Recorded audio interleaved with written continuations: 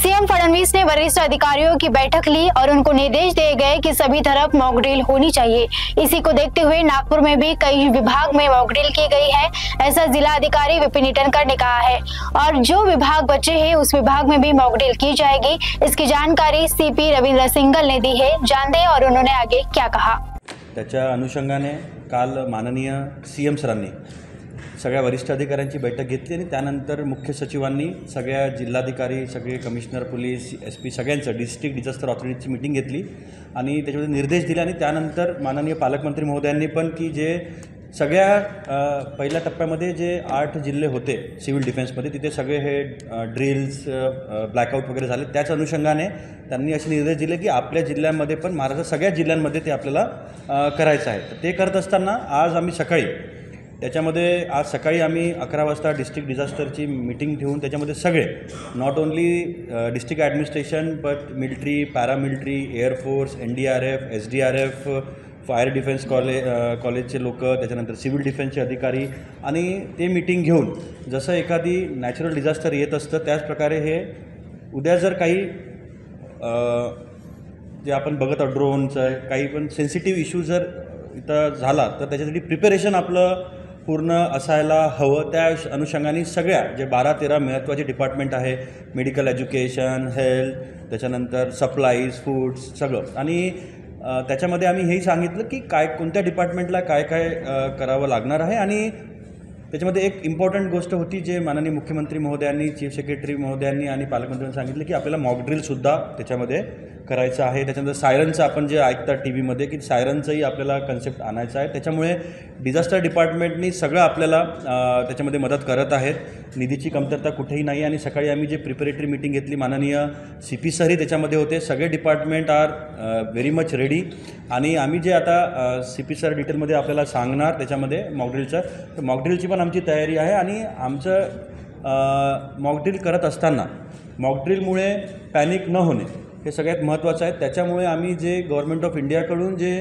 अवेअरनेसचे video आले की siren केल्यावर काय करायला पाहिजे, जेव्हा डिस्ट्रिक्ट कंट्रोल रूममधून म्हटलं की लाईट्स बंद करा तर काय केलं पाहिजे, त्याचे एक व्हिडिओज 1.5 मिनिटाचे गव्हर्नमेंट ऑफ इंडियाने बनवलेले आहे, ते हिंदी आणि इंग्लिशमध्ये आहे। तेही आम्ही सगळ्यांना सकाळी सर्क्युलेट केले मीडियाच्या माध्यमातून, सगळ्यांना नागरिकांकडे जाऊ द्या जेणेकरून जेव्हा CP सर आणि आम्ही सांगू की या कॉलनीमध्ये या एरियामध्ये आम्ही मॉकड्रिल घेणार आहे तर तिथे लोकांना माहीत असलं पाहिजे की कलेक्टर सरांनी किंवा CP सरांनी एक गोष्ट सांगितल्यावर आम्हाला काय करायचं आहे। तर सायरन वाजल्यावर तुम्हाला टेबल खाली जायचं आहे, आपण बेड खाली जातो, भिंतीला साईडला उभं राहतो, जे डायरेक्शन्स आहेत ते लोकांना माहीत झालं पाहिजे।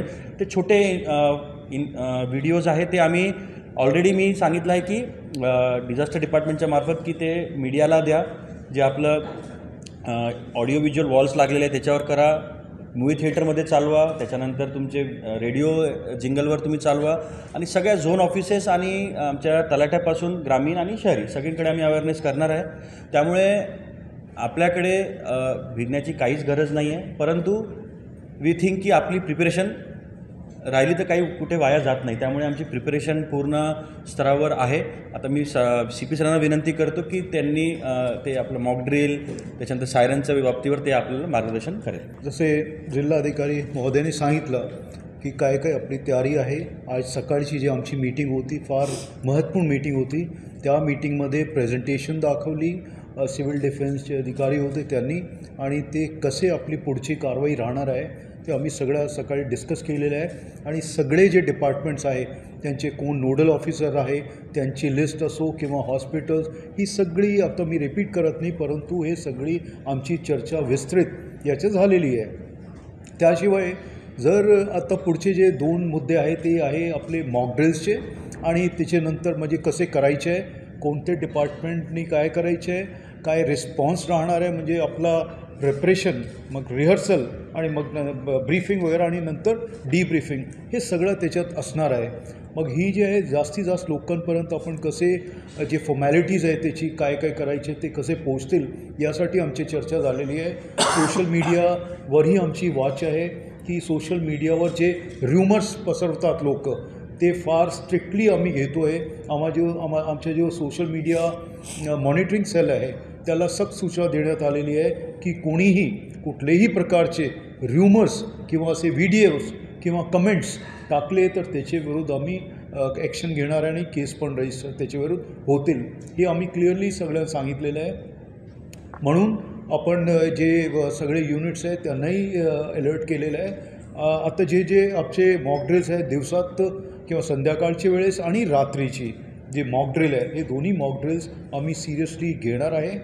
दिवसामध्ये रिस्पॉन्स, हॉस्पिटल्सचा रिस्पॉन्स किंवा जे इन्स्टॉलेशन्स आहेत त्याच्यावर हे सगळे आपण कवर करणार आहे. व्हिडिओजच्या मार्फतीने जसा जिल्हाधिकारी महोदयांनी सांगितलं की आपण कसे लोकांपर्यंत पोहोचू आणि शाळा कारण आता सध्या सुट्ट्या लागलेली आहे तर आपल्याला डायरेक्टली जे सोशल मीडियाच्या मार्फतीने किंवा आपले मार्फतीने आपण त्याच्यापर्यंत पोहोचायचं आहे. रात्रीची वेळ ज्यावेळेस आपण नाईटच्या ब्लॅकआउटच्या ज्यावेळेस घेणार आहे त्याच्यात कसे लाईट ऑफ करायचे आहे, कसे कर्टन्स वगैरे लावायचे आहे, कसे आतमध्ये लाईट्स ऑफ करायचे आहे आणि याचे पुढे जे हॉस्पिटल्स आहेत त्यांचा वेगळा एक SOP असतो तेही आम्ही सगळ्यांना सांगितलेलं आहे. तर ह्याप्रमाणे आपली तयारी राहील. सायरन्सबद्दल जे आहे सायरनचा फार मोठा रोल राहणार आहे.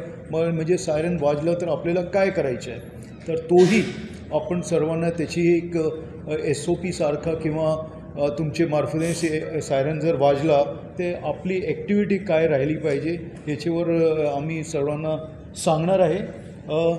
पब्लिक अवेअरनेस एक फार मोठा एक इश्यू राहणार आहे त्याच्यात आणि कम्युनिकेशन आणि पब्लिक अवेअरनेसमध्ये जास्तीत जास्त लोकांना जे आत्ता चाललेलं आहे त्याच्याबद्दल आपण कसे जागरूक राहू तर हे सगळं आपण सांगू.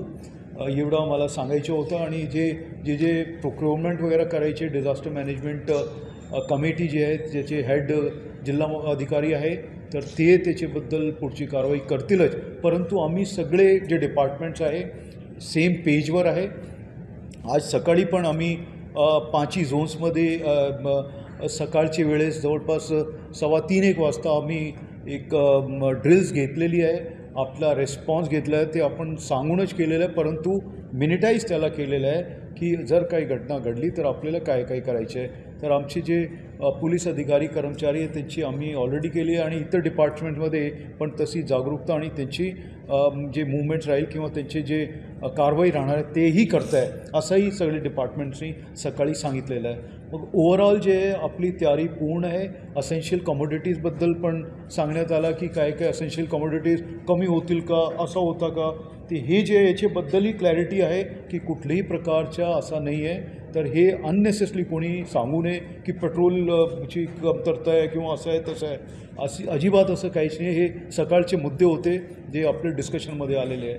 पण हे सगळे असं एक क्लॅरिटी आहे आम्हाला सगळ्यांना आणि तुमच्या मार्फतीने आम्ही सगळ्यांपर्यंत पोहोचायचं आहे एवढं आम्हाला सांगायचं आहे.